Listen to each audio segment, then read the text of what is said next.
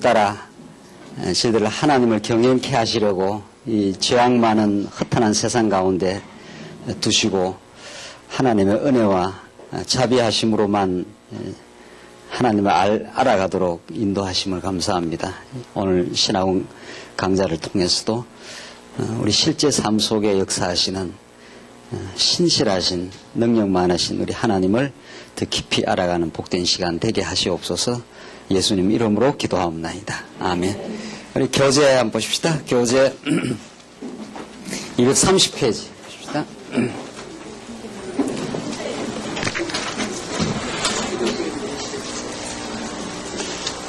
예, 교재 230페이지 3.4.2 해서 기독교윤리의 실제 부분입니다. 기독교윤리 실제. 우리 지금 살펴가는 것이 기독교윤리의 개관, 전반적인 그 개관 중에 그 마지막 기독교윤리의 이상과 실제 부분을 지금 공부해 가고 있는데, 우리 지난 시간까지 기독교윤리의 이상에 대해서 정리를 했고, 오늘은 기독교윤리의 실제.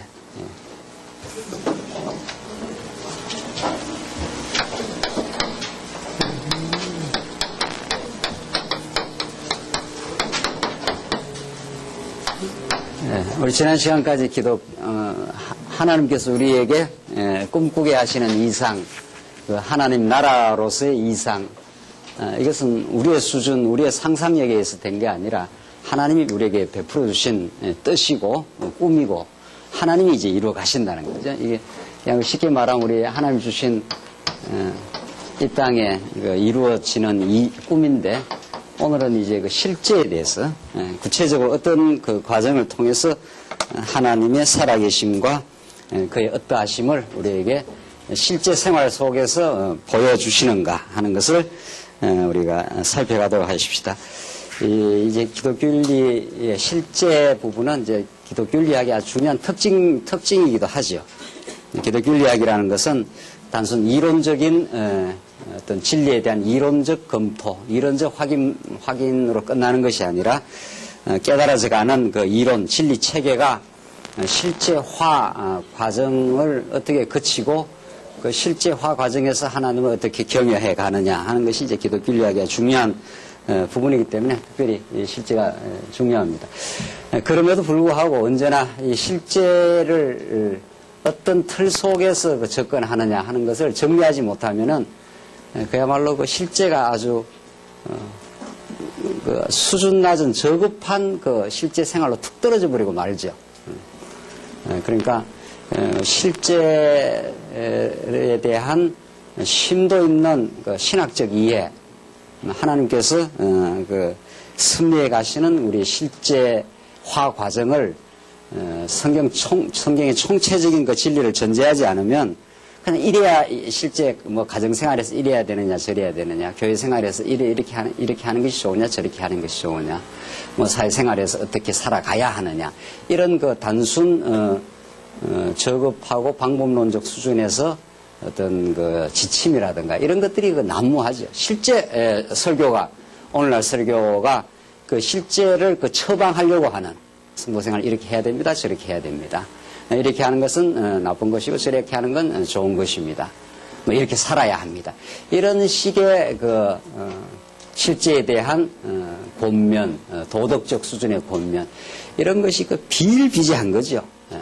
여기에 대해서 우리가 말씀운동은, 우리 성경신학은 언제나 그 본질적인 질문을 던져왔고, 과연 그 우리 실제 생활, 실제화 과정을 누가 인도하시고 어떤 능력이 우리를 그렇게 실제화되게 만들어 가는가, 거룩한 실제 삶으로 인도하는 그 능력이 어디에 있는가, 무엇이 그것을 가능하게 하는가, 뭐 이런 것들이 기독교윤리학에서 또 성경신학에서 본질적으로 아주 중요하게 다뤄왔고, 전통적인 율법주의적 신앙생활, 기복주의적 신앙생활, 이런 걸 전면적으로 재검토한 거죠.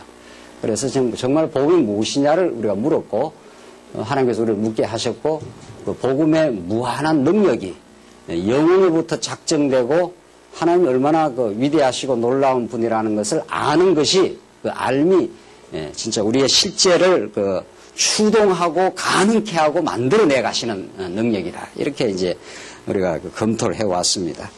그래서 실제 여러 가지 이제 가정생활, 사회생활, 교회생활 이런 실제를 다루는 그 접근의 원리가 중요한 거죠.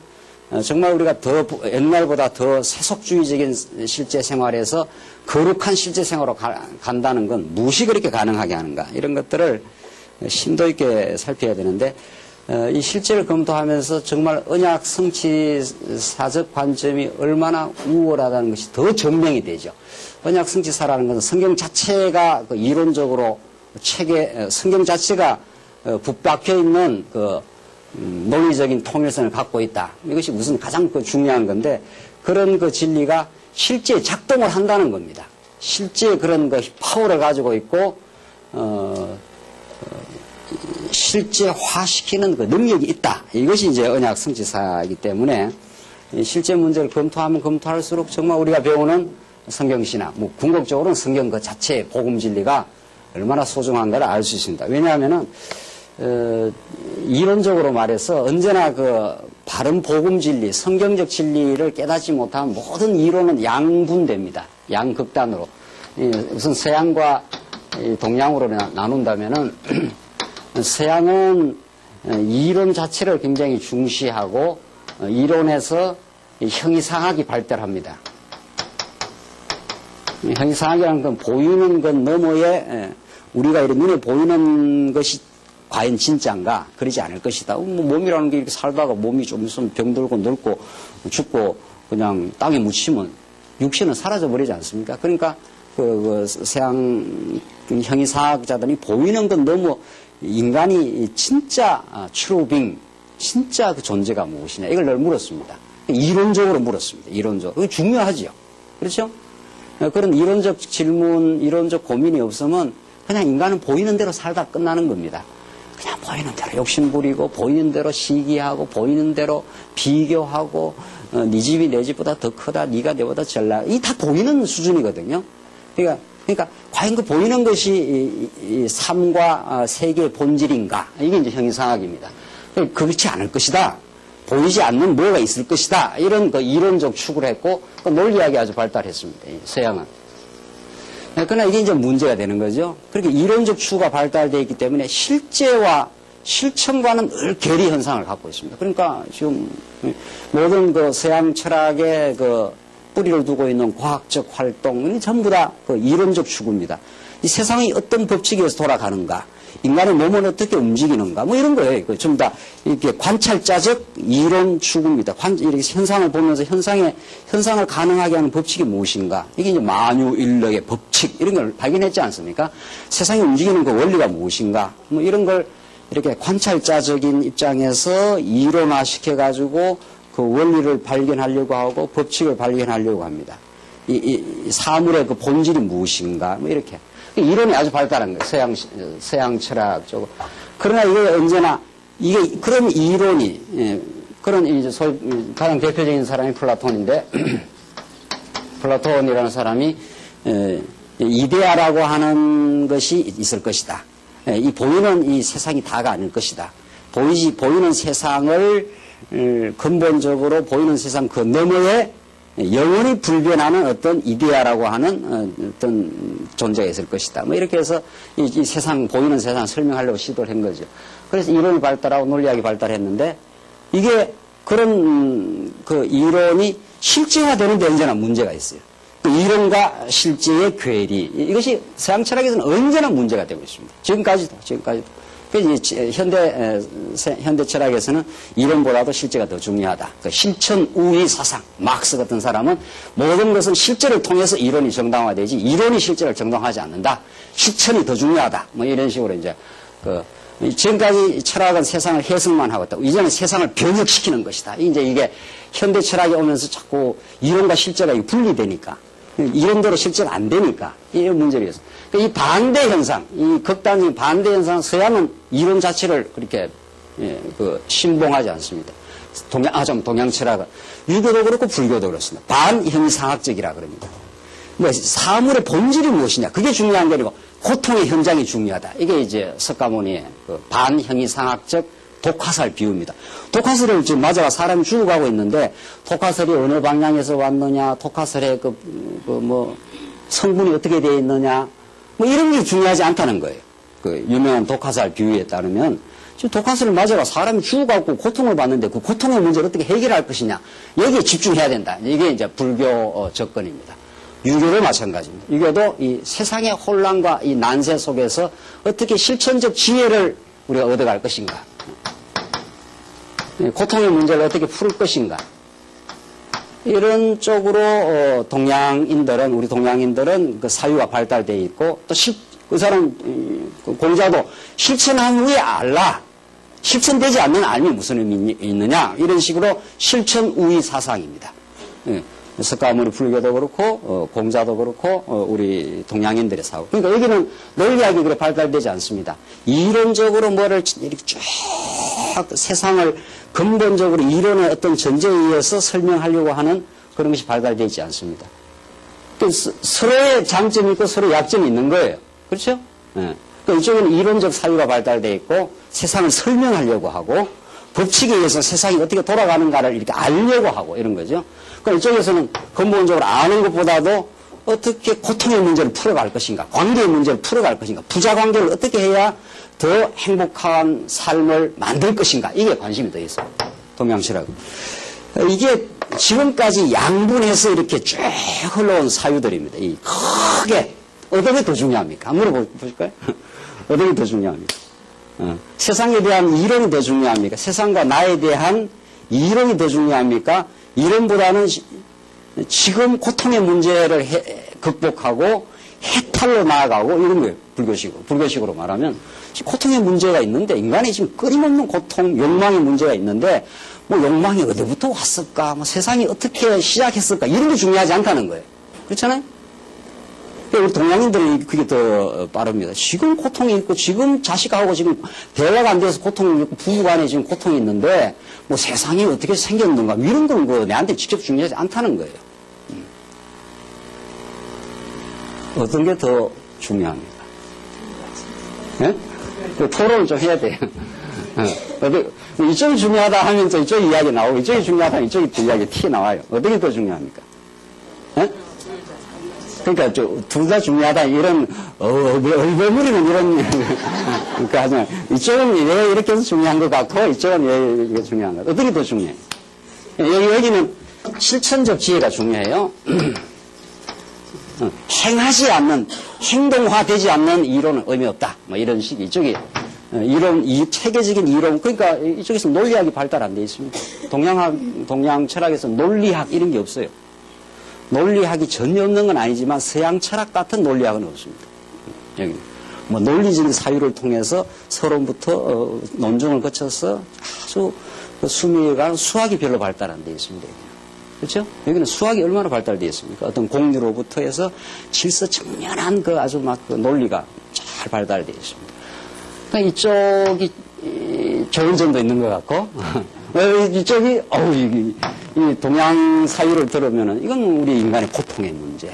지금 당하고 있는 독화살을 맞았는데 독화살이 어디부터 날아왔느냐. 뭐 그거 분석하고 있을 시간이 없다. 인간의 삶이라는 게 지금 죽어가고 있는데 고통으로부터 어떻게 해방될 것인가. 이게 우리에게 중요합니다. 이런 쪽에 그 사유가 발달되어 있습니다. 이게 이상과 실제 문제가 직결되는 건데, 그러니까 이게 이상이 이론이라고 본다면은 이거는 이제 실제는 실천적 그 지혜가 작동되는 장면이죠. 서양 철학은 상당히 그 플라톤식으로 말하면 이상, 이데아론이 발달되고 동양 철학은 실천적 지혜가 발달되어 있습니다. 이 양쪽으로 쫙 갈라져 있습니다. 지금까지. 그래서 우리 성경신학이라는 것이 더 근본적으로 성경이라는 것이 얼마나 우월한 사상인가, 얼마나 이게 근본적인 그 진리인가 하는 것은 윤리학 수준에서도 인식론 수준에서도 뭐 형이사학을 논의하면서도 모든 그 세상의 사상을 점검해보면 언제나 딱 갈라져요. 이렇게 양분된단 말이죠. 양분되고 딱 모순이 있습니다. 이쪽도 모순이 있고 이쪽도 모순이 있어요. 이론주의자들도 모순이 있고 실천적 지혜를 강조하는 삶의 행위를 강조하는, 고통으로부터 해방을 강조하는 이쪽도 문제가 있어요. 그래서 지금 우리가 기독교인의 이상과 실제, 이제 오늘 마지막 실제 부분을 하는데, 그 실제 부분은 이제 지혜가 작동되는 자리란 말이죠. 실제는 바른 이론을 알아서 실제 작동되는데, 인간으로부터 시작되는 모든 철학, 모든 사상은 일체 이런 양쪽의 모순이 극복되지 않습니다. 어떤 경우에도 모순되지 않습니다. 극복되지 않습니다. 이것을 이 양모순을 통합하는 진리는 하나님의 존재와 그의 위대한 속성으로부터 계시 진리로부터만 이 양분된 모순적 이 근본적으로 말하니 거짓이에요. 이거는 이론적 허구를 자꾸 가르치는 거고, 이거는 실제화되지 않는 걸 자꾸 하라고 도덕적으로 우리한테 자꾸 규범화시키는 거죠. 부자지간은 이렇게 해야 된다. 이것이 마땅하게 이렇게 해야 된다고 강조함으로 억압을 낳고, 이건 이론적 허구로 실제화 안 된 거죠. 2000년 동안 플라톤 이후에 이상 국가를 플라톤이 말을 했지만 한 번도 그게 실제화된 적이 없습니다. 서양 역사에서도. 논리학이 아주 발달되어서 그럴듯한 논쟁들은 이론적 논쟁은 발달이 됐지만 그것을 인간관계 속에서 진짜 행복한 관계로 만들어내는 그것은 실제화되지 않았습니다. 그럼 어떻게 해야 되는가? 무엇이 올바른 해결인가? 그러면 이것을 그야말로 성경 가르침대로 이론은 우리는 뭐라 그럽니까? 이걸 아주 단순하게 성경은 말하는데 이걸 언약이라고 그러고 이걸 뭐라 그럽니까? 그야말로 성취라고 그럽니다. 이걸. 그래서 우리가 언약 성취라는 것이 이게 그냥 간단한 말 명제인 것 같지만은 그 복잡하고 그 모순으로 가득 차 있는 세상의 모든 이론을 다 파하고 하는 것이 그런 뜻인데, 이 언약은 영원한 하나님의 로고스인 뜻을, 영원한 로고스를 전제하고 그 하나님의 뜻이 언약으로 이론으로 그렇게 이론으로만 보여주는 게 아니라 실천적 지혜로 실제화되도록 성취해가는 분이 하나님이 그렇게 행하신다. 이렇게 해야 이론과 실제가 모순이 없고 이론대로 살아나고 실천적 지혜를 성령께서 행하신다 해야 이게 실제 현장에도 살아나게 되어 있습니다. 그래서 이 동서양의 양극단, 이건 이론주의라 할 수 있고 이거는 실천주의인데, 이 양극단의 극복은 이론적으로 말한다면 언약 성취라고 하는 언약대로 이루시는 하나님의 자기 계시로만 이 양극단의 문제가 풀려나간다. 우선 그렇게 큰 그 흐름을 이해하고 이 실제 문제로 한번 들어가 보십시다. 야, 진짜 언약 성취가 이렇게도 중요한가? 언약 성취를 통해서 증명되는 하나님의 로고스와 그의 존재와 그의 살아계심이 지금 당신이 어떠하심을, 그의 무한한 능력과 사랑을 실제로 지금 우리에게 보여주고 있는 현장. 이래야 이제 이 양쪽이 모순이 없다는 거죠. 우리 말씀 운동에서는 언제나 이론을 강조하지 않습니까? 지금까지 이론의 논리적 통일성을 그렇게 수미일관한, 성경 자체가 아주 수미일관하다. 이것이 정말 수학같이 명정하다. 수학처럼 이렇게 창세기, 출애굽기, 레위기, 민수기 이렇게 해서 나가는 것이 하나도 연결고리가 이렇게 어긋남이 없다. 이게 지금 모순이 없다. 혹은 논리적 통일성이 있다. 구조화되어 있다. 이 말 다 같은 말을 좀 딴 말로 표현하는 거죠. 구조화되어 있다는 것은 그 요소가 다 있어야 될 그 자리에 다 있다. 그래야 그 구조가 작동을 하죠. 룻기는 사사기와 사무엘상하 그 자리에 꼭 포지셔닝 돼 있다. 딱 그 위치에 딱 자리 잡혀 있다. 이게 하나님께서 그렇게 이론적으로 배치시켜 놨다. 이런 거죠. 마태복음이 그 자리에 꼭 있어야 구약과 신약을 논리적으로 구조적으로 연결하기 위해서 그 자리에 배치시켜 놨다. 또 수학이라는 건 순서가 바뀌면 안 되거든요. 순서가. 어떤 공리로부터 문제를 풀어갈 때 쫙 그 순서가 바뀌면 결론이 안 이르잖아요. 수학이 발달될 되기 때문에 과학 기술이 발달하지 않습니까? 그 과학 기술자들의 사고는 아주 논리적이고 비약하거나 뛰어넘거나 이러면 그 논리가 형성이 안 되는 거죠.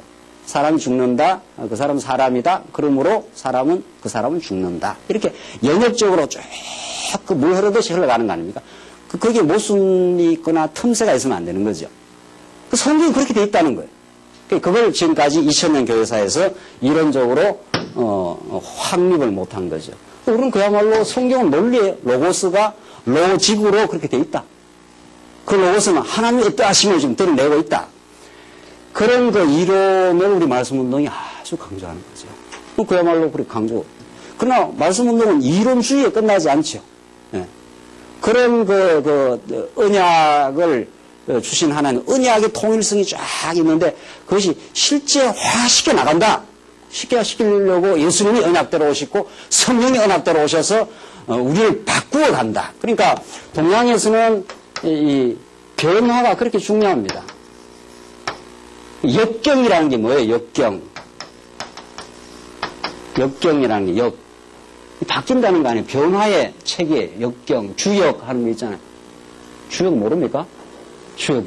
그 주역이 8개에서 그 세상 변화의 원리를 다루는 거거든요. 그래서 동양은 그 세상 변화의 원리와 인간 변화의 그 원리를 지금 설명하고 그 인간이 바뀌어가는 가기를 바라는 거죠. 더 바람직한 방향으로. 이게 도덕입니다. 인간이 소인대에서 군자와 같은 인생으로 어떻게 하면 바뀌어갈까. 이런 게 이제 동양 철학에서는 늘 관심이. 이게 실천적 지혜니까. 뭐 많이 아는 게 중요하지 않다. 어떻게 하면 그 군자답게 실천하고 인생이 바뀌어가느냐. 이게 중요하다는 거예요. 그게 안 되거든요. 왜? 올바른 이론이 없고 인간 존재의 기원을 설명 못해. 동양 철학에서는. 인간이 바뀌려면 인간이 어디서부터 왔는가 설명이 돼야 되는데. 이론적 설명을 해야 돼. 그렇죠? 이론이라는 건 끝까지 가는 겁니다. 여기서부터 끝까지 가요. 우주 끝까지도 가고 이론은 인간의 기원이 어디부터 출발됐느냐. 아버지로부터 할아버지로부터. 이게 인간은 이성을 가지고 하나님 이성을 줬기 때문에 계속 묻습니다. 어디서부터 왔어? 내가 지금 이런 모습을 생겼는데 이게 어디서부터 온 거야? 이렇게 그러니까 이제 불교식으로 말하면 그런 거 질문하지 마. 한다고 답도 안 나와. 지금의 고통으로부터 해방돼. 어떤 게 해방이냐? 이렇게 이제 묻는 거고. 그러나 그게 질문이 안 생길 수 없잖아요. 나는 어디서부터 왔지? 이게 이제 시간이 나면은 우리가 그런 질문을 하는 게 아주 중요해요. 예. 밥 먹고 괜히 쓸데없는 소리 하지 말고, 그래, 하늘을 보면서 나는 도대체 어디서 왔어? 내 출발은 어디부터 한 거야, 이거 도대체? 이게 이제, 이론적 질문이라고 합니다. 굉장히 중요합니다. 그러니까 실천만 중요한 게 이론이 굉장히 중요해요. 나는 어디서 온 거야? 그걸 에베소서가 풀어주고 로마서가 풀어주지 않습니까? 너는 창세 전에. 이렇게 된단 말이에요. 그리고 이렇게 풀어가면은 아버지가 계셨을 거고 아버지가 계셨을 거고 올라가면 누가 딱 기다리고 있습니까? 아니 하나님까지 가지 말고 우리의 그 위대하신 조상 아담이 딱 있지 않습니까? 그 아담은 어디서부터 왔어? 궁극적 기원을 묻는 겁니다. 그럼 이론이라는 건 궁극적으로 물어요. 뭐 중간 가사가 끝나면 안 되고 끝까지 묻는 거예요. 나는 도대체 어디서 왔어? 어디서부터 왔는데 설명이 돼야 내 가치가 설명이 되죠. 그때부터. 그러니까 이 동양 철학에서는 그게 답이 없으니까 아무리 물어도 하나님의 존재와 로고스가 전제되지 않으면 그게 답이 없으니까 그 동양인들은 그 답 없는 질문을 하지 말라는 거예요. 그게 실제로 우리한테 의미가 없으니까. 그런데 우리는 안 그래요. 그게 이론이 필요해요. 꼭 필요해요. 우리는 끝까지 물어야 되죠. 난 내 가치는 뭐야? 난 산다는 이유가 뭐야? 난 어디서부터 왔어? 그걸 안 물으니까 그냥 좀 잘난 아버지 만나면 잘 사는 게 최고인 줄 알고 못난 아버지 만나면 못 살고 그게 인생이 다 망가진 걸로 느끼고 그렇습니까? 그럼 그렇지 않아요. 아버지 어머니는 다 하나님으로부터 왔다는 것을 보여주는 한 중간 채널밖에 안 돼. 궁극적으로. 내 인간의 영혼의 궁극적 기운은 그 아버지, 우리 육신의 아버지가 아니라 거슬러 올라가서 그분은 하나님 계신다. 이렇게 되는 거죠. 이론적으로. 그분으로부터 내 인생이 시작되고 세상이 그분으로부터 만물이 창조되고 이렇게 되잖아요. 로마서, 골로새서, 에베소서 그렇게 되는 거죠. 그러니까 우리는 끝까지 이론적으로 하는 거죠. 자, 그런 궁극적인 이론과 궁극적인 걸 설명이 되면은 그것이 우리는 실천적 지혜로 작동하기 위해서 누가 오셨다 이래 되는 거예요. 그래서 예수가 약속대로 오시고 약속대로 예수님만 오신 게 아니라 또 약속대로 예? 성령이 오셔서 우리 안에 오셔서 이렇게 돼요. 우리 안에 오셔서 그 영원한 하나님의 계획과 뜻을 우리 안에 깨닫게 하시고 지혜화시키고 변화시켜 나가는 거죠. 지금. 그래서 성령이 오셨어요. 우리를 변화시킬 수가 없어요. 하나님은 우리 스스로는 변화되지 않도록 만들어놨어요. 하나님의 능력이 아니고는 하나님의 자비하심이 아니고는 우리 인간은 끝없는 죄악의 시달림 속에 살기 때문에 우리는 스스로 지혜를 얻을 수 없고 스스로 변화되지 않습니다. 스스로는 죽었다 깨도 변화 안 됩니다. 누군가를 만나야 하고 누군가가 내 안에 찾아오셔야 하고 누군가가 나를 거듭나게 해야 하고 새로운 세상을 보게 만들어줘야 되고 영원한 가치가 있다는 걸 깨달아야 하고 내가 이 껍데기가 이게 다가 아니라는 걸 터득해야 하고 이거는 머리 수준에서 깨달은 게 온몸으로 정렬하듯이 깨달아야 하고 생명을 맛봐야 하고 너희가 하나님의 인자하심을 맛보았으면 그리하라. 이 맛을 봐야 하고 이렇게 됩니다. 그래야 실천적 지혜와 변화라는 게 가능해지는 거죠. 그렇게 하려고 누가 오신 거예요? 약속대로 그리스도가 오시고 약속대로 언약대로 누가 오시고 성령이 오셔서 이루어 가셔요. 우리 안에 오셔서 우리를 바꾸어내셔요. 예수가 십자가에 죽을 때 우리와 함께 죽었고 지금 성령께서 그 진리를 깨닫게 하시고 우리를 변화되도록. 근데 동양 철학은 변화를 그렇게 중요해요. 역경이라는 게 그렇다는 거 아니에요. 역경. 세상의 변화의 원리가 무엇이고 인간은 어떻게 변화하는가. 어떻게 소인배에서 분자로 나아가는가. 안 된다는 거예요. 인간의 기원을 모르면 이 인간 존재의 세계 존재의 궁극적 원인자이신 하나님을 모르면 하나님으로부터 모든 게 시작이 되는데 그 근본의 하나님을 모르고 어떻게 인간이 참으로 변화하겠어요. 원형이 있어야 변화할 거 아니에요. 인간이 어디로부터 왔고 어디로 가야 한다는 원형이 있어야 되는데 원형이 없는데 어떻게 변화의 표준이 없는데 변화하겠어요. 우리 예수 그리스도가 우리의 변화의 원형이에요. 그리스도의 형상을 닮아 장성한 분량에까지 그리스도를 통해 하나님의 마음을 배우는 것 이런 그 궁극적 표준이 있지 않나. 그 표준도 주시고 표준을 닮아가도록 만들어 가시고 그러니까 이론도 끝까지 물어야 되고 우리 성경신학은 굉장히 이론적 사유예요. 끝까지 세상이 어디부터 출발했고 창세 전에 무엇이 있었고 이 끝까지 묻는 거 아니에요? 그뿐 아니라 이론적으로 우리는 끝까지 하나님의 존재로부터 모든 걸 설명해 올 뿐 아니라 그 이론은 구체적인 관계에서 이게 교회에서 혹은 가정에서 진짜 하나님을 하나님답게 알면 내가 다른 사람을 주장하려고 하고 다른 사람을 통제하려고 하는 허탄한 삶으로부터의 포기가 일어나고 다른 사람을 섬기려고 하고 다른 사람과 조화롭게 살려고 하고 상처를 받았어도 용서하게 되고 이게 다 실천적 지혜 아닙니까? 에베소서나 로마서 뒷부분 나오면 다 실천적 지혜를 말해요. 서로 이해하고 용납하라. 하나님이 그리스도를 통해서 우리를 용서함 같이 너희도 그리하라. 이게 다 실천적인 지혜예요. 하나님의 로고스가 그 뜻을 언약의 방식을 통해서 하나님의 자비하심을 이렇게 깨닫게 하기 위해서 우리를 죄악 가운데 가둬두셨다. 그래서 우리는 죄악 가운데서 내 하나님과 같이 되고자 하는 욕망 때문에 내 뜻대로 하려고 하고 내 뜻을 누가 장애하면 그를 미워하고 내한테 상처를 주면 용서하지 않고 이런 거 아니에요. 우리는 용서 안 해. 타락된 인간은 용서 안 하기로 작정하고 태어난 사람들입니다. 우리는. 용서 사람이 하는 게 아닙니다. 그냥. 우리는 상처받았다면 끝까지 갈봐요. 끝까지 복수하고 싶은 거예요. 인간은. 타락한 인간은. 안 되는 거예요. 하나님이 안 되게 해놨어요. 그래서 그리스도의 자비하심과 그의 용서하심으로 너희도 형제를 용서하라. 그게 실천적인 지혜입니다. 그 실천적인 지혜가 우리한테 성령의 감동으로 와닿아야 그런 관계가 해소가 되죠.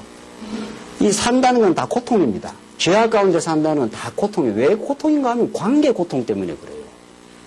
관계 고통 때문에. 그러니까 동양인들의 사유는 그 관계를 늘 중시했고 그 관계를 어떻게 하죠? 그 부자간은 어떻게 하고 부부간은 어떻게 하고 전부 관계를 이야기하는 거예요. 논어맹자가 전부. 여기는 관계가 중요한 게 아니고 궁극이 뭐냐가 중요해요. 서양 사유는. 궁극적인 게 뭐냐? 어디로부터 우리는 왔느냐? 우주의 기원은 무엇인가? 이게 존재론이에요. 서양 철학에서. 그러니까 우리는 둘 다가 어떻게 해요? 둘 다가 우리 입장에서는 성경신학 입장에서는 둘 다가 완벽하게 해소되고 둘 다가 하나님의 존재 안에서 통합되죠. 우리는 끝까지 이론적으로 창세 전까지 가잖아요. 영혼으로부터 시작하잖아요.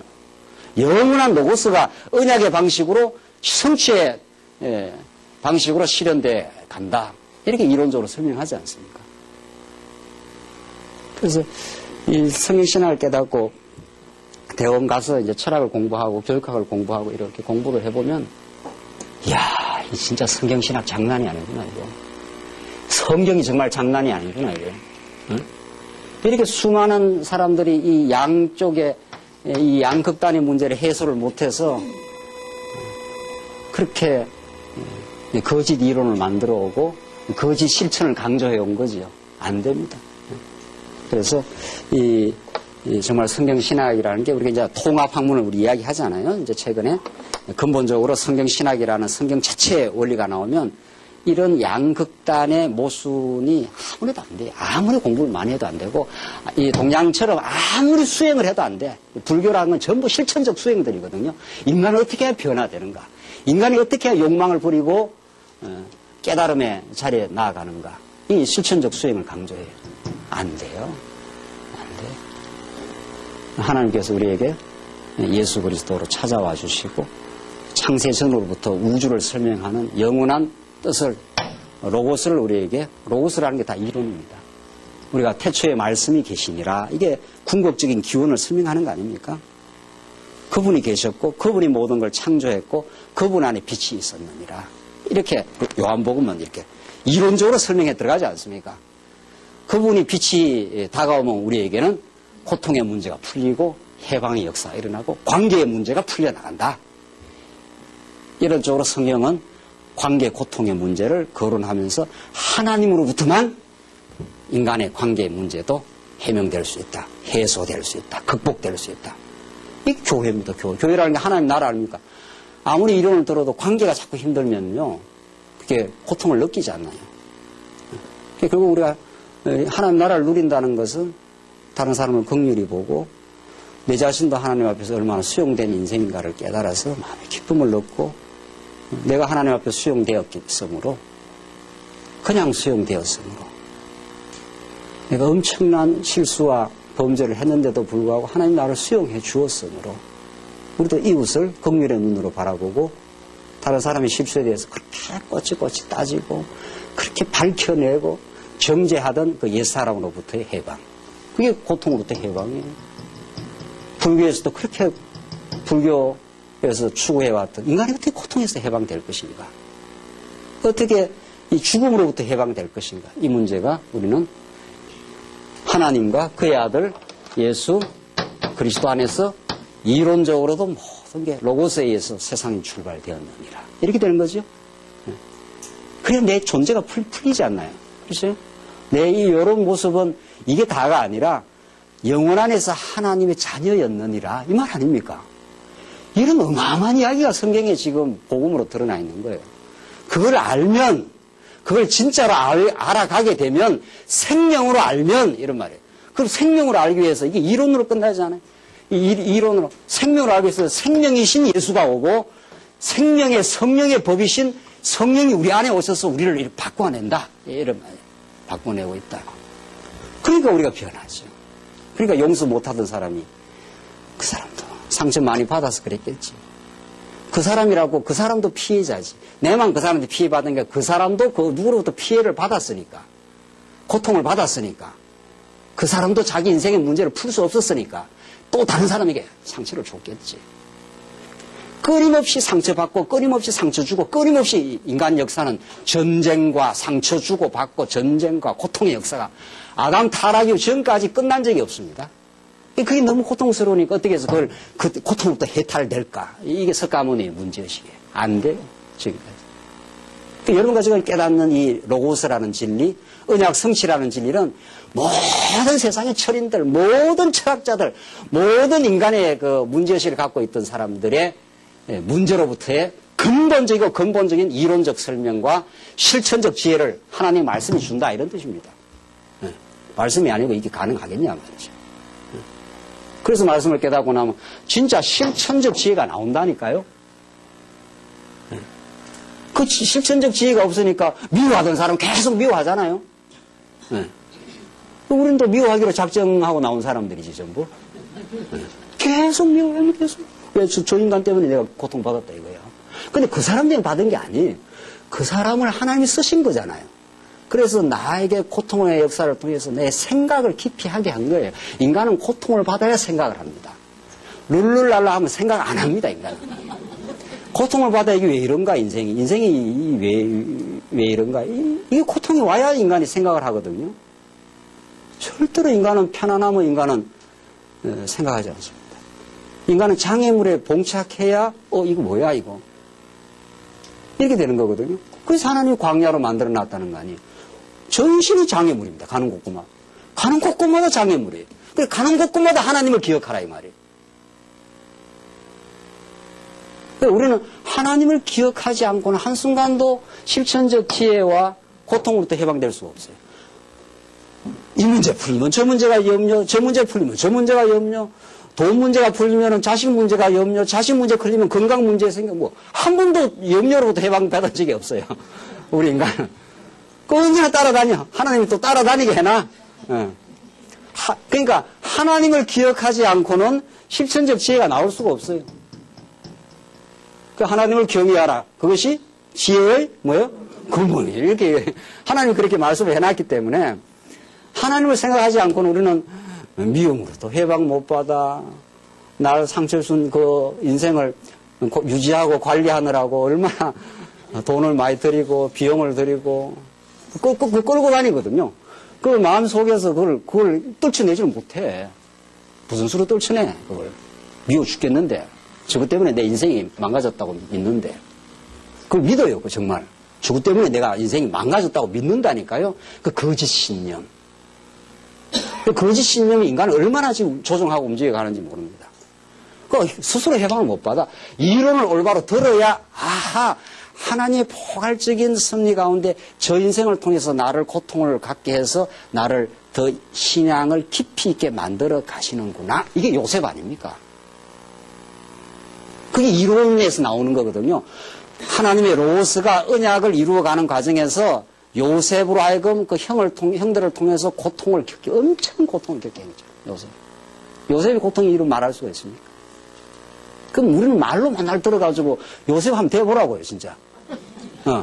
형들이 죽이려고 하고 팔려가고 보디바르에서 열심히 일했는데 감옥에 때려 넣고 뒤집어 씌워가지고 죄를 죽어요, 사람이 그 마음을 못 견딘다고요.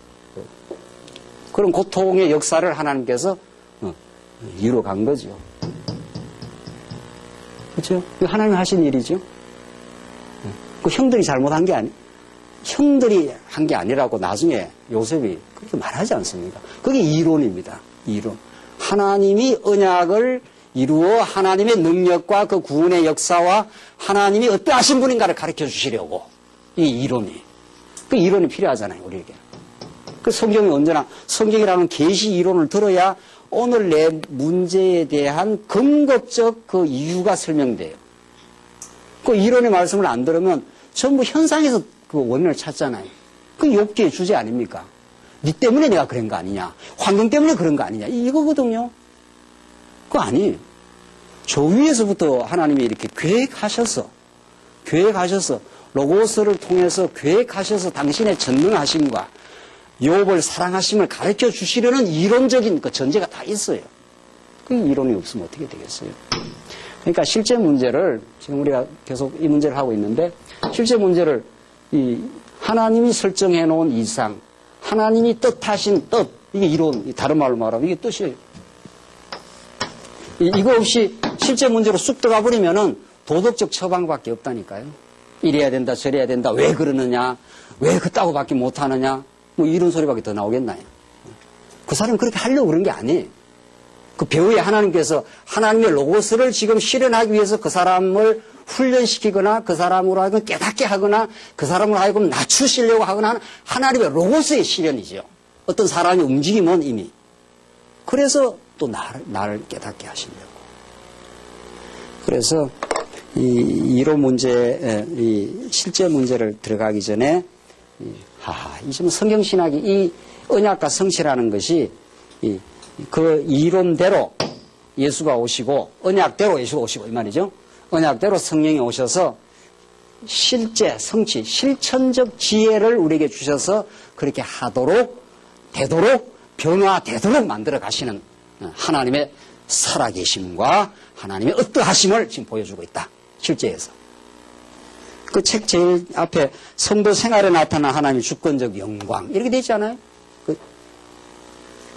그래서 기독교 이야기 잘 보면은 실제로 어떻게 해야 되느냐는 방법론 수준에서 이야기를 하는 게 아니고 그 실제라는 건 모든 관계 문제인데 그 속에서 어떻게 하나님의 뜻이 우리 안에서 실천적 지혜로서 그렇게 작동하여 하나님의 나라를 실제화시켜 나가는 하나님의 주권과 하나님의 사랑을 우리가 깨닫는다. 자, 이런 틀에서 우리 교회 생활 한번 보십시다. 그 230페이지 제일 밑에 기독교윤리의 실제인데 이제 마지막으로 기독교윤리의 실체에 대해 검토할 단계에 왔다. 기독교윤리의 실제는 성도의 거룩한 삶이 실제 영역에서 어떻게 이루어져 가는가를 취급하는 것이다. 여기서는 성도의 삶의 대표적인 영역에 해당하는 교회, 가정, 사회, 학교 영역으로 나누어 하나씩 검토하고자 한다. 이때 먼저 앞에서 논의한 성도 삶의 이상으로서의 하나님 나라는 가시적인 의미의 교회 안에 국한되어 있지 않다는 사실을 지적할 필요가 있다. 기독교의 이상인 하나님 나라가 실제 삶의 다양한 영역에서 이루어진다고 할 때 그것은 삶의 전 영역을 포괄한다.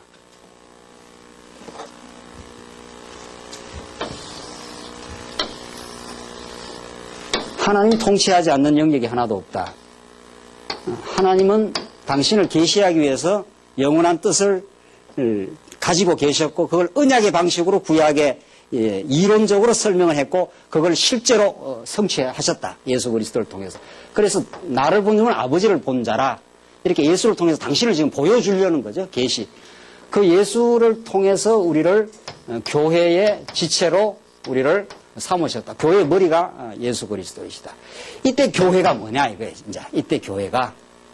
그리고 이 교회를 교회 되게 하기 위하여 하나님께서는 만물을 창조하시고 만물 위에 교회로 두셨다. 이게 이제 큰 이론적 구도입니다. 이게 에베소서가 말하는. 이때 이제 교회가 뭐냐 이거예요. 교회. 이 교회는 본질적으로 신령한 의미의 교회입니다. 왜냐하면 그리스도에 우리가 이게 다 지체라고 하니까. 본질적으로 신령한 의미의 교회가 진짜 교회라. 우리 이렇게 본다는 거죠. 성경의 가르침은. 그러니까 우리는 교회 하면 자꾸 옛날 사고방식으로 십자가가 있고 건물이 있고 목사가 앞에서 이렇게 뭐 걸티리고 앞에 나와 있고 이래 이제 교회라는 개념이 우리가 많이 이렇게 불식은 됐지만은 말씀운동 와서 워낙 그렇게 주입되어 오고 그렇게 어떻게 보면 좀 부정적으로 말하면 길들여져 오고 그렇게 왔기 때문에 그런 좁은 의미의 교회관을 대치하는 강력한 그 이론적 대안이 없으면 그게 잘 안 무너집니다. 지난주에 뉴질랜드에서 말씀을 듣는 성도가 와서 이제 교회 참석을 했어요. 이제 참 오래전에 말씀을 듣고 그래도 죽지 않고 그 씨앗이 언약교회라고 하는 뉴질랜드 언약교회라는 그 언약교회는 사라졌잖아요. 제가 돌아오고 나서 한 7, 8가정이 모여있다가 막 다 흩어져 버린 거예요. 그 비디오 듣고 지금은 인터넷 몇 가정이 듣고 이제 다 산발적. 그 언약교회라는 교회는 없어졌어요. 언약교회라는 제도적 교회는 없어졌지 않았어요. 한 1년 동안 그때 하다가 돌아와서. 그분이 나와서 이제 잠깐 아주 반갑다고 나와서 어떻게 신앙생활 하는지 성도들 앞에 잠깐 이야기하시라는 게 나와서 우리가 교회는 없어도 이렇게 두세 가정이 집에서 말씀 듣고 있습니다. 그래서 제가 그랬죠. 교회가 왜 없습니까? 그분이 교회라는 건 뭐예요? 김중 목사가 있어야 되고 그때 그거 있었거든요. 교회당이 하나 우리가 그쪽 뉴질랜드 사람하는 교회를 우리가 빌려가지고 오후 시간에 이렇게 가르치고 이랬거든요. 그분도 그게 교회라고 생각하는 거예요. 그 표현이 그래. 우리가 교회는 없어도 말씀은 듣는다고. 이상하다. 왜 교회는 없냐? 머리 대신 그리스도가 두세 사람이 이렇게 머리 대신 그리스도를 중심으로 말씀을 듣고 그렇게 교제를 하고 그랬다는 거 아니? 지금 몇 가정이고 이야기 갔다 와서 들어요. 그게 진짜 교회는 없어도가 아니라 우리가 진짜 어려운 가운데서도 교회 생활을 잘 하고 왔습니다. 이래야 되는데 표현이 뭐라고요? 교회는 없어도 우리가 말씀은 들었다고.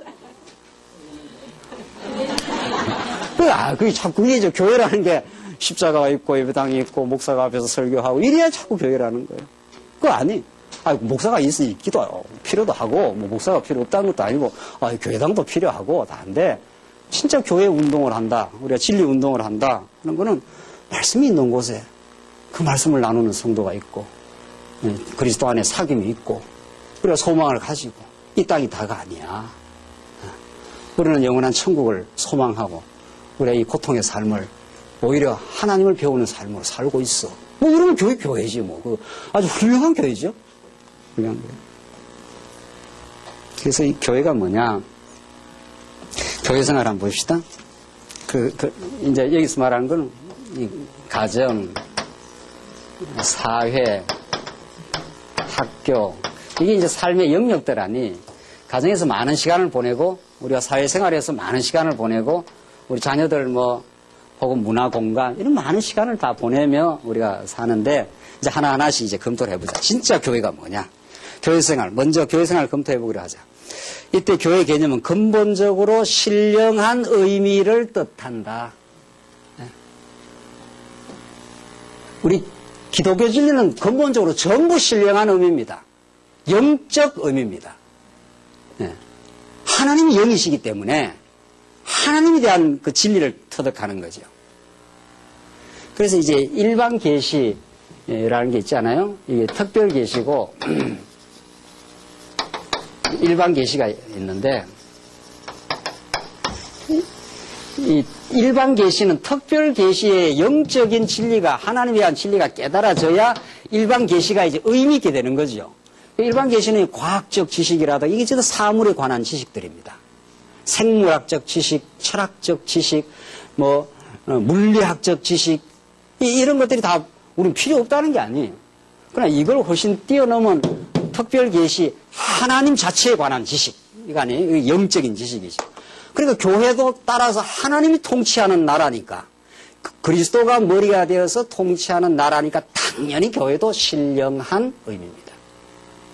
그게 살아나야 그 신령한 교회 의미가 살아나야 우리가 몸을 가지고 살아가는 이 만물 속의 이 일반 계시의 의미도 충만히 살아나는 거죠. 충만히. 그래서 하나님 말씀으로 오신 예수 그리스도를 모르면 만물의 의미도 다 죽은 게 되는 거죠. 우리 오늘처럼 화창한 날 밖에 나가서 잔디가 파릇파릇하고 살아나고 꽃이 화사하게 피고 이게 다 영적 의미가 있거든요. 하나님의 기운이 그 들어가 있지 않습니까? 그거는 이 특별 계시 진리를 깨달아야 그게 살아나죠. 자, 그런데 교회가 더욱 그렇다는 거예요. 교회가. 세상 만물도 다 살아있는 거란 말이죠. 하나님의 영광과 능력이 다 있는데 특별히 더 교회는 더 그런 거예요. 그것은 그리스도가 머리가 되시고 그의 부름을 받아 지체가 된 성도들의 모임이다.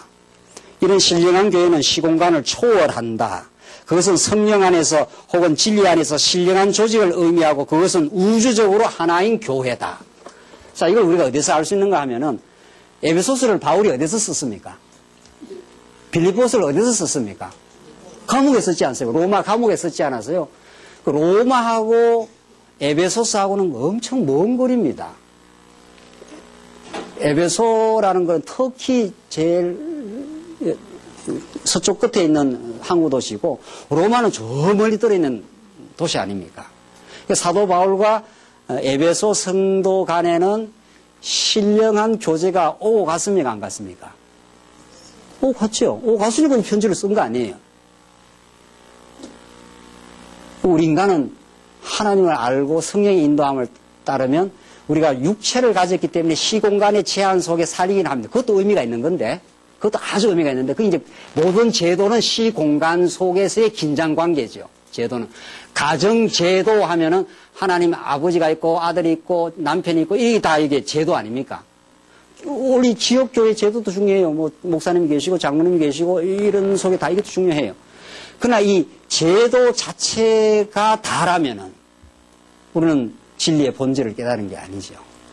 이 사도 바울은 제도를 부정시하지 않지만 본질적으로 사도 바울은 로마 옥중에서 에베소 성도하고 지금 교제를 하고 있는 중입니다. 편지를 써서 빌립보서에 보면 너희가 내 마음에 있음이요. 이렇게 말해요. 그래서 사도 바울은 여기 있었고 빌립보 교회는 여기 있었는데 이렇게 떨어져 있는 것 같지만 이게 지체로 있기 때문에 바울의 마음속에 빌립보 성도들이 그리스도의 마음 안에 있으니까 하나가 돼 있어요. 신령한 의미에서. 여러분은 지금 중국에 있는 성도, 필리핀에 있는 성도 여러분의 마음속에 계십니까? 이 복음을 듣고 이번에 일본 갔다 왔지 않나요? 지난 지지간 주간에. 일본 성도들은 그 죽음을 경험한 사람들입니다. 이번에. 그 실제 그 체험을 이야기하는데 자기가 그 이렇게 바이어하고 이야기하는 중에 팍 이게 막 기둥이 막 흔들리면서 삑 하는 이런 소리가 나면서 이제 건물이 막 이제 무너지는 그런 느낌. 아이고 죽었구나. 이제는 죽었구나.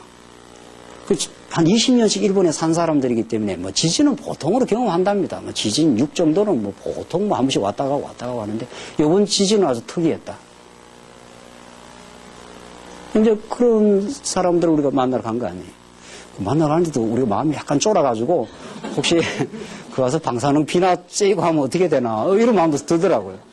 근데 그거 좀 그렇게 하기는 우리가 너무 부끄럽더라고요. 그 사람들은 그 살고 있는 사람들인데 우리는 장가 갔다 오는 거 아니에요. 그 사람들이 그런 어려운 가운데서 말씀을 듣고 있습니다. 그 자식을 둔 부모 마음으로는 그거 살고 싶겠어요? 인간적으로? 떠날 수만 있으면 떠나고자 한답니다, 일본 사람들은. 그러나 삶의 그 근거지를 차마 떠날 수가 없기 때문에 못 떠나고 있고 사는 건데, 그런 그 사람도 우리 말씀을 듣는 사람들 아닙니까? 그렇죠? 그런 사람들이 말씀을 어떻게 듣고 살까? 얼마나 소망 가운데, 어려운 가운데서 소망 가운데 살까? 이게 이제 우리가 그런 그 일본에 있는 성도를 생각을 한다면은 그게 신령한 교제를 하고 있는 중이죠. 일본에 가서 복음이 전파됐다더라. 전파돼서 어떻게 했다는 말이냐. 근데 하고는 아무 상관없는 이야기예요. 이러면 거의 이쪽하고 별로 연결이 안 돼 있다 이런 뜻입니다. 이쪽하고 잘 연결이 돼 있으면 이쪽과 이쪽이 이렇게 머리 대신 그리스도로 여기 한국 우리 자한조한교회하고 여기 일본에 있는 성도하고 우리가 한 주님을 모시고 한 말씀을 깨닫고 한 소망 가운데 살기 때문에 이쪽에서 말씀을 들었다 이러면 이쪽도 당연히 좋은 거죠. 아, 어려운 가운데서 소망 가운데 살겠구나. 그들이 얼마나 힘들까. 그러나 이 말씀이 얼마나 그들에게 위로가 될까. 이런 게 이제 이쪽에서 이쪽 마음을 느끼면 신령한 하나의 교회인 거죠. 그게 신령한 교회입니다. 그게. 이게 이제는 말만 신령한 교회다라는 거 아니라 진짜 너희가 내 마음에 있음이며. 그 바울이 그렇게 표현을 해요. 너희가 내 마음에 있음이며. 그러니까 예수 그리스도의 마음 안에 우리는 진리 안에 인간은 정말 마음으로 사는 거거든요. 마음은 정말 신령한 실체입니다. 마음이 좁으면 딴 사람이 내 마음속에 못 들어오고 내가 그리스도의 마음을 품어서 마음이 이렇게 넓으면은 내 마음속에 많은 사람이 들어옵니다. 미운 사람도 내가 좋지 않는 사람도 그런 내 마음속에 들어오는 거고 내 마음이 좁으면은요 내 하나도 내 마음속에 못 들어가.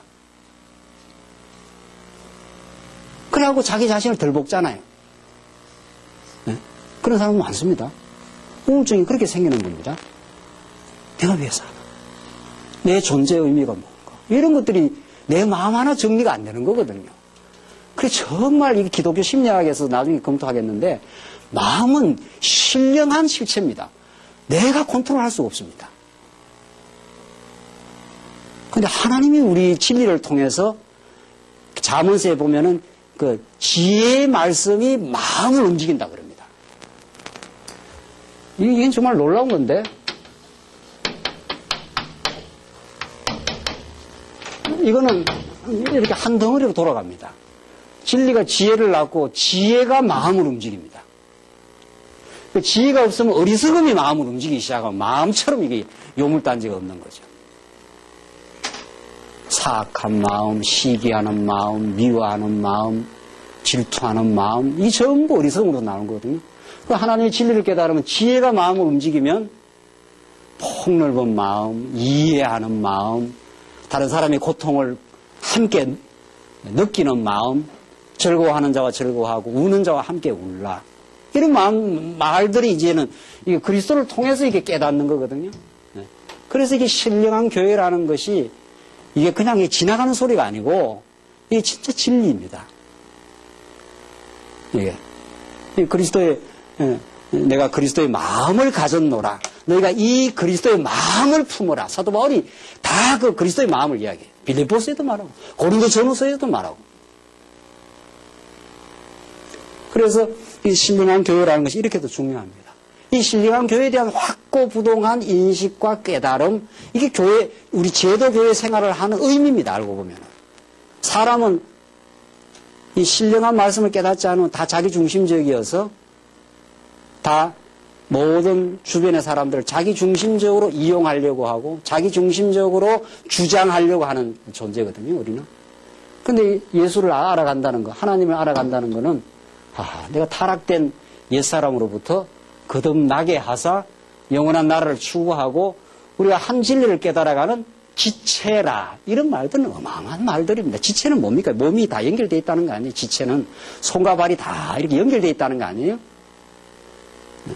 그러니까 내가 그리스도와 잘 연결되어 있는가 안 연결되어 있는가는 내가 다른 지체를 어떻게 생각하고 있느냐를 해보면 검증됩니다. 내가 아무리 천하 없이 진리를 많이 깨닫고 있는 것 해도 지체에 대한 깊은 이해와 배려가 없으면 그렇게 깊이 연결 안 돼 있다고 스스로를 보시면 됩니다. 여기 잘 연결되어 있고 이쪽이 잘 연결되어 있으면 사도 바울은 빌립보 성도들을 신령한 교제를 하고 있는 겁니다. 지금. 너희가 처음에서 복음, 내가 너희를 생각할 때마다 감사하고 내가 생각할 때마다 너희를 위해서 간구하노니 너희가 우리가 복음에서 교제함을 인함이라. 이것을 예수 그리스도 오실 날까지 이루실 줄을 확신하노라. 너희가 내 마음에 있으며, 이게 빌립보서 1장에서 하는 말씀들이에요. 그 바울만 그렇겠어요? 바울만 그렇겠냐 말이죠.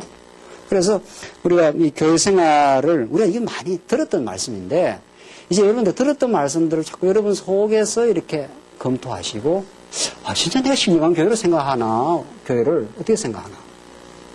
우리 이 말씀 들은 우리 지방에 있는 성도들이 목사도 없이 다 있는 성도들 있지 않습니까? 그 사람들을 한 번씩 생각해보고 삽니까? 그 사람들 어떻게 신앙생활 할까? 진짜. 해외에 있는 성도들은 어떻게 신앙생활을 하고 살까? 그들도 하나님의 통치 속에 있고, 그들도 동일한 메시지와 동일한 이 성경신학의 진리를 소망하고 살아가고 있고, 이런 신령한 교회를 가지고 있어야 보이지 아니하시는 하나님이 교회를 다스려가고 계신다는 걸 감지할 수 있다. 이 신령한 교회관으로 우리가 잘 무장되고 말씀을 깨달아야 보이지 않는 하나님이 교회를 다스리고 있다. 일본에 있는 성도들도 이 말씀을 가지고 하나님이 지금 통치하고 계시는구나. 이렇게 이제 감각이 온다는 거죠. 이런 신령한 교회를 확신하는 만큼 보이는 차원의 교회생활을 참으로 의미 있게 할 수 있다. 참으로. 이 보이는 교회도 아주 중요하거든요. 그러니까 신령한 교회가 앞서야 보이는 교회 안에서 시기하고 질투하고 경쟁한다는 것이 얼마나 허무하다는 걸 알게 돼요. 제도교회는 신령한 교회가 살아나지 않으면은 제도교회에서는 세속적 삶의 방식이 그대로 쑥 들어옵니다. 여기도. 교회도 얼마든지 들어옵니다. 왜냐하면 우리가 몸을 가지고 있기 때문에. 육체를 가지고 있기 때문에. 그래서 교회 안에서도 얼마든지 갈등도 있을 수 있고 얼마든지 문제가 발생합니다. 그걸 극복하는 원리는 우리 스스로 할 수 없고 이 십전적 지혜가 우리 안에서 나오지 않고 정말 복음을 깨닫고 교회라는 것이 이렇게 신령한 차원이구나. 우리는 예수 그리스도 안에서 창세전에 하나였던 성도구나. 우리는 우연히 이렇게 만난 사람이 아닙니다. 어때 오다 가다 만난 사람들이 아니란 말이죠. 형제라. 그리스도 안에서. 하나님 안에서 우리는 형제라. 사랑을 먹고 마시는 형제라. 이런 말들이 저는 너무 놀라워요. 성경이. 세상에. 피를 나눈 형제들끼리도 그렇게까지 안 하는데 성경이 가르치는 그 진리는 바울은 자신의 서신 여러 곳에서 이런 우주적이고 신령한 교회의 중요성을 통해 그리스도의 우주적인 통치권을 강조하고 있다. 그리고 구체적이고 제도적인 교회 생활의 아름다움은 언제나 성도가 그리스도의 통치에 의한 신령한 교회에 후속되는 것임을 강조한다. 그러니까 신령한 교회는 언제나 기관차처럼 기관차가 앞에 나가야 뒤에 이렇게 객차가 따라 나가듯이 이 신령한 교회가 앞서서 나가야 장안중앙교회, 광야의 교회, 무슨 일본 동경교회, 무슨 교회 이런 게 다 따라 나간다는 거죠. 이 다 이 앞에 하나님이 우주를 통치하시는 하나님이 신령한 우리 가족들을 이 땅 위에 하나로 묶어놓고 한 진리를 깨닫도록 섭리하시되 먼저 깨닫는 사람이 뒤따라오는 사람에게 자꾸 전파해 가도록 먼저 하나님 나라를 누린 사람이 그냥 난 있을 수 없다. 내가 그리스도의 지체가 되었다는 이 놀라운 사실을, 내가 하나님의 자녀였다는 이 놀라운 사실을, 내가 이 모습이 이게 내게 본질이 아니라는 사실을, 내가 창세전에 하나님의 작정 속에 자녀였다는 이 놀라운 이 기가 막힌 사실을, 그가 그 사랑을 확정하기 위해서 예수가 십자가에서 고난받고 죽으셨다는 이 기이한 사실을 나는 혼자 가질 수 없다. 다 같이 누리고 싶다. 이래서 전도도 되고 선교도 되는 겁니다, 이게. 그래서 사도 바울은 못 말려요. 사도 바울은 나는 이걸 전하지 않고는 못 배기겠다, 이게 되는 거죠. 누가 전하라 해서 전합니까? 그 전부 고생길인데. 그래서 이건 뒤따라옵니다. 언제나 뒤따라옵니다. 여기가 포인트가 아니고 여기가 포인트예요. 여기가. 내가 그리스도의 머리의 통치를 받고 있다. 그는 그래서 하나 된 사람들이다. 이 신령한 감각이 자꾸 떠오르면은, 그 다음 제도교회는 그렇게 따라 나오는 거죠. 제도교회는 그 진리를 깨달은 사람들은 제도에서 내 할 일은 무엇일까? 내가 어떻게 살까? 무엇이 하나님이 기뻐하시는 일일까? 내게 주신 아름다운 은사가 있을 건데, 교회에 모인 사람은 은사 없는 사람 한 사람도 없다는 거 아니에요. 하나님이 실수할 진리가 없다는 거예요. 우리를 이렇게 묶고 나왔을 때는, 이렇게 오늘 이렇게 이 자리에 묶고 나왔을 때는 우리 모두에게는 하나님이 이 아름다운 신령한 집을 지어가는데 꼭 필요한 은사를 주셨다는 거예요. 그게 없는 사람이 없어요.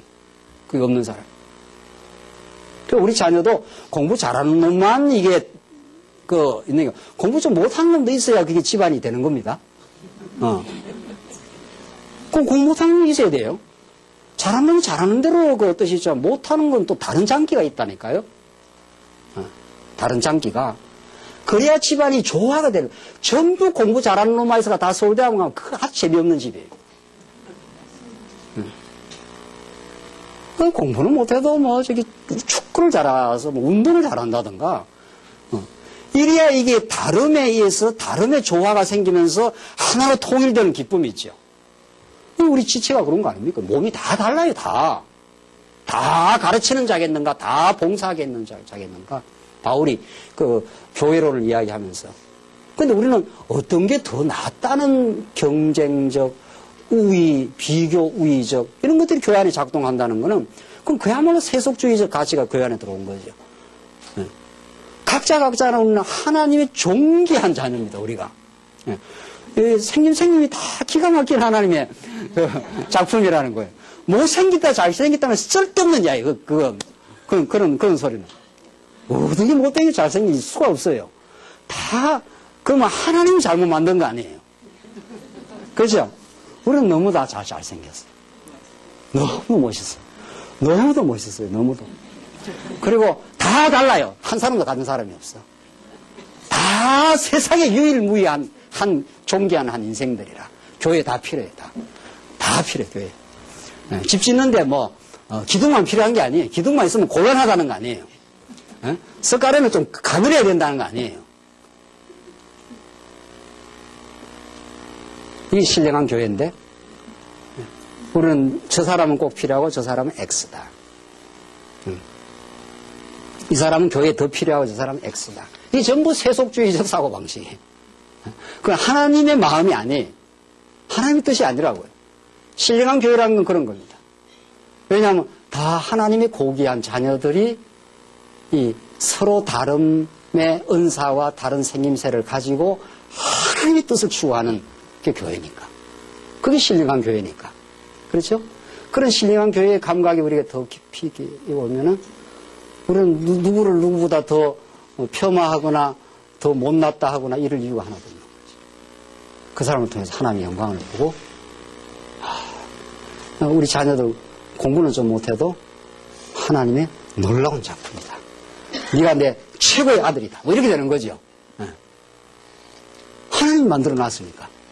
내가 만든 게 아니에요.